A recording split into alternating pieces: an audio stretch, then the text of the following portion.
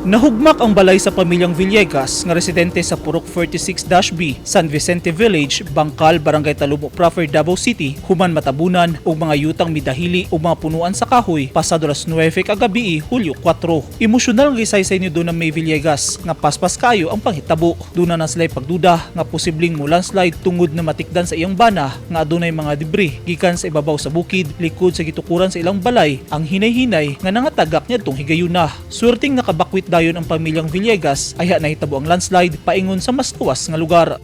Sayo-sayo pa katong pag-ulan, lain na ang kutot sa kong partner.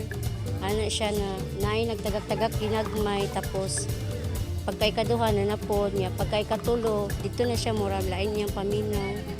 Ana siya na mamakwit na lang daw may kasi daw malandslide. Pero kasagaran man ko pag mag-ulan jud o grabe, nagabakwit jud ni sir.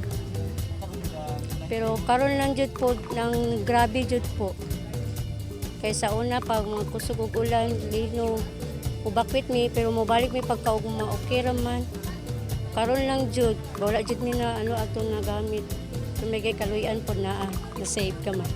Tama tagaan lang mi og matulkan sa.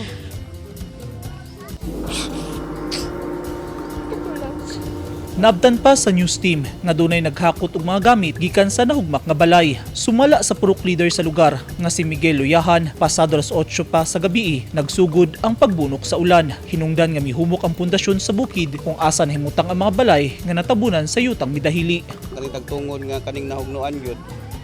Nakasinati naman sila og mga pulling debris nga nagikan sa taas. So nag-decide ang pamilya nga maghawa sila.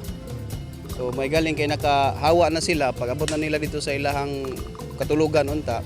Dito na gyud na hugno ang kaning mga dagko na mga debris gikan sa taas.